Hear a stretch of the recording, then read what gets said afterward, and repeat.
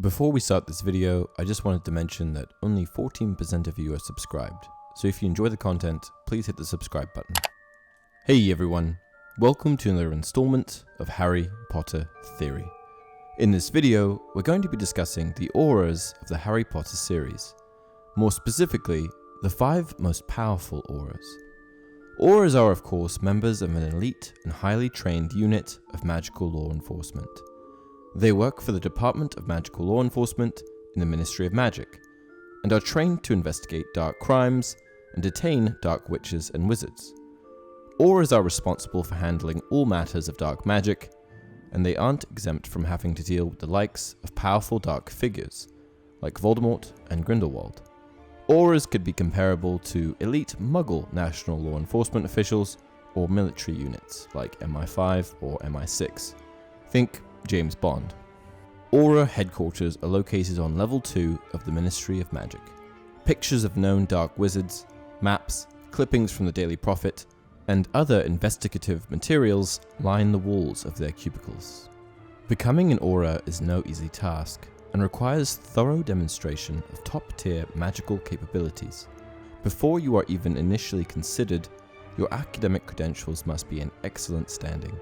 Additionally, you need to have completed at least 5 newts, nastily exhausting wizarding tests, in challenging subjects. The recommended newts are potions, defense against the dark arts, transfiguration, herbology, and charms.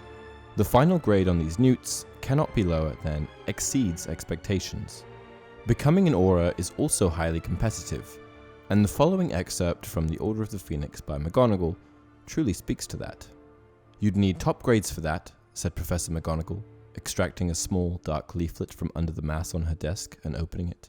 "They ask for a minimum of 5 newts, and nothing under exceeds expectations grade. Then you would be required to undergo a stringent series of character and aptitude tests at the Auror office. It's a difficult career path, Potter. They only take the best. In fact, I don't think anybody has been taken on in the last 3 years." On top of the academic side of things, prospective Aurors need to prove their strength of character. This is done by participating in a number of aptitude tests, which test how well they perform under pressure.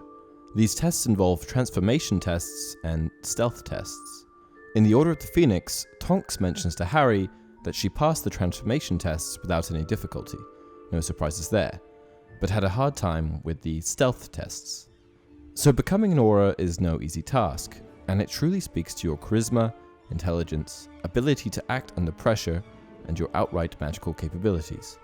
Because of this, anyone who achieves the rank of Auror is no scrub, and has proven that they are at the upper echelon of wizarding society in terms of magical power. But who are the most powerful of the Aurors? In just a moment, I'm going to be ranking the top 5. But before we get started, it's worth mentioning that constructing this list wasn't so easy. The Aurors of this list have all demonstrated considerable power and aptitude in a number of different ways, and so I'm sure the list could be arranged according to your own perspective. Number 5. John Dawlish. John Dawlish is a British pureblood wizard and Ministry of Magic employee. Dawlish has been described by Dumbledore himself as an excellent Auror, which I feel by itself warrants Dawlish's position on this list. Dumbledore is perhaps the most powerful wizard of all time, so this compliment should not be taken lightly. Dawlish worked directly underneath Cornelius Fudge and accompanied him on various assignments. Dawlish would also later work for ministers Rufus Scrimgeour and Pius Thickness. While studying to become an Auror, Dawlish achieved the rating of Outstanding on all of his newts, performing above the already lofty exceeds expectations threshold that is required. Dawlish attended Hogwarts School of Witchcraft and Wizardry, and was recruited to the Ministry of Magic at the age of 17. Dawlish, along with Shacklebolt, escorted Fudge to Dumbledore's office, where Fudge accused Dumbledore of treason against the Ministry of Magic. Dawlish, though powerful, is clearly no match for Dumbledore himself, and was completely unable to prevent Dumbledore from departing his office. Dawlish was posted in Hogsmeade during the Second Wizarding War to prevent Hogwarts from being attacked by Death Eaters, and he was also set to trail Dumbledore for a period, as mentioned in the following exchange between Harry and Dumbledore. "Scrimgeour wanted to know where you go when you're not at Hogwarts. Yes, he is very nosy about that. He has even attempted to have me followed. Amusing, really. He set Dawlish to tail me. It wasn't kind. I have already been forced to jinx Dawlish once. I did it again with the greatest regret. Anyway, while powerful, Dawlish did fail quite a few assignments towards the end of the Second Wizarding War. The bottom line that we should note is that these failures were not necessarily the result of magical ineptitude, but more so the fact that he had repeatedly faced far superior opponents, Dumbledore, unfamiliar situations, Hagrid being a half-giant, and continual placement under the Confunder's charm. Number 4. Tina Goldstein. You may remember Tina Goldstein from the Fantastic Beasts films. Porpentina, aka Tina, was an American half-blood witch that attended Ilvermorny School of Witchcraft and Wizardry. Goldstein was an impressive student and became an Auror for the Magical Congress of the US, MACUSA, the US equivalent of the Ministry of Magic. Tina was trusted by MACUSA, and because she proved herself as a witch, she was assigned by them to help the French ministry with tracking down Obscurial Credence Barebone. What I feel really warrants Tina's placement on this list was her ability to, on numerous occasions, hold her own against Gellert Grindelwald. First, when she duels Grindelwald while disguised as Graves. Even though Grindelwald was likely holding back to some extent, Tina still showed exceptional magical ability, as most would have just crumbled in the same circumstance. Grindelwald, after all, was an immensely powerful dark wizard. The second time that Tina really proved to us that she's powerful was when she held back Grindelwald's Protego Diabolica using a shield charm. Tina was also exceptionally powerful at apparition, non-verbal magic, transfiguration, divination, charms, defense against the dark arts, and dueling. Given how she handled herself in Grindelwald's presence, I don't think that you can argue that she isn't one of the most powerful Aurors around.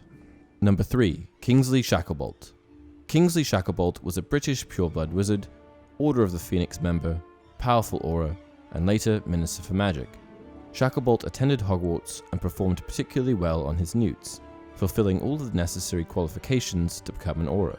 Shacklebolt was trusted enough at the Ministry to fulfill a variety of extremely important duties, including guarding the Muggle Prime Minister and, along with Dawlish, travelling with Fudge to attend to business matters. Kingsley was a high-ranking Auror and displayed a very powerful and balanced arsenal of magical capabilities.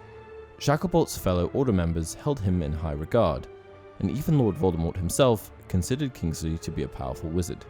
If that isn't an indicator of his level of power, then I don't know what is. Shacklebolt exhibited natural cunning, outstanding dueling ability, full defense against the dark arts proficiency, charms mastery, transfiguration mastery, potions mastery, herbology mastery, apparition, flying mastery, and more. He truly was a master of all, and was able to comfortably hold his own against at least 2 Death Eaters at once. In fact, during the Battle of the Seven Potters, Shacklebolt was chased by 5 Death Eaters, and even though he was primarily focused on protecting Hermione, he was able to stun 2 of them and escape. With mastery in all magical forms and a testimonial from Lord Voldemort himself that Shacklebolt was powerful, I don't think that his placement on this list can be questioned. Number 2. Rufus Scrimgeour. Rufus Scrimgeour was a British pureblood wizard, veteran Auror, and later Minister for Magic. He attended Hogwarts School of Witchcraft and Wizardry and excelled in all subjects, easily meeting the Auror eligibility requirements after crushing his newts. Scrimgeour spent most of his life as an Auror, defeating dark witches and wizards for years, and it was through years and years of practice that he came to achieve his level of magical power. Scrimgeour was, in Dumbledore's words, a man of action, and was far more decisive than his predecessor, Cornelius Fudge. Before becoming Minister for Magic, Rufus was the Head of Aurors. This title alone speaks to his ability to handle himself, his level of expertise, and his inherent magical capability. As head of a division that focuses on capturing dark wizards, we can only assume that his magical proficiency was truly a step above those underneath him.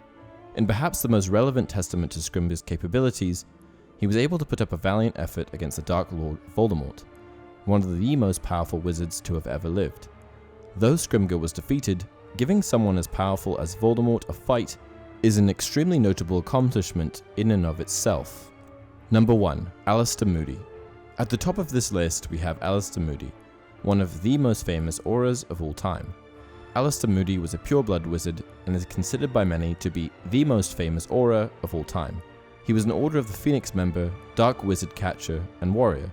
Moody served with great distinction during the First Wizarding War and lost an eye, leg, and nose in battle against evildoers. Moody is personally responsible for a large number of the witches and wizards in Azkaban, and this earned him quite the reputation amongst the Dark Wizard community.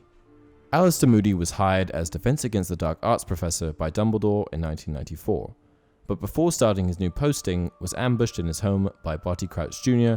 and Peter Pettigrew. Though he fought valiantly, the surprising nature of the attack led to his eventual downfall, and he was trapped inside of his very own magical trunk. It is my personal opinion that Barty Crouch Jr. is one of the most powerful Death Eaters of all time, and even though we don't see him exercising his magical capabilities too much, I think that he had a lot more in him than what we were shown. For this reason, it makes sense that, along with Pettigrew, Crouch Jr. was able to capture the revered Alistair Moody. Moody was incredibly brave, but also extremely powerful, particularly in his prime. Many feel as though his abilities may have peaked during the First Wizarding War, and that he had dropped down a peg by the time the Second Wizarding War came around, the result of years of hard battling. Similar to Shacklebolt, Moody was regarded as one of the most powerful members of the Order of the Phoenix by Lord Voldemort himself. For this reason, Voldemort suspected that Moody was likely the wizard protecting Harry during the Battle of the Seven Potters, and was initially targeted by Voldemort for this reason. It was only after Moody was defeated that Voldemort pursued Shacklebolt, which tells me that Voldemort likely felt that Moody was the more powerful of the two. Though Moody was killed by Voldemort, if he wasn't paired with Mundungus Fletcher, he may have survived. The killing curse that hit Moody was intended for Mundungus, but when Mundungus disapparated, it hit Moody, killing him instantly. Moody's magical arsenal was not limited in any way, and he had no chinks in his armor. He was a master of dark arts, defense against the dark arts, dueling, charms, transfiguration, potions, herbology, apparition, flying, non-verbal magic, and even occlumency. For all of the reasons listed above, I feel that he was the most powerful Auror of all time. And that concludes the list of the top 5 most powerful Aurors. Extremely honorable mentions include Harry Potter, Nymphadora, Percival Graves, Theseus Scamander, Ron Weasley, Frank and Alice Longbottom, and others. I think that you could definitely make arguments for substitutions in this list, but I felt good about my final result. And that concludes the video. What do you guys think of these rankings? Let me know down in the comment section below. Until next time, you're a wizard, Harry!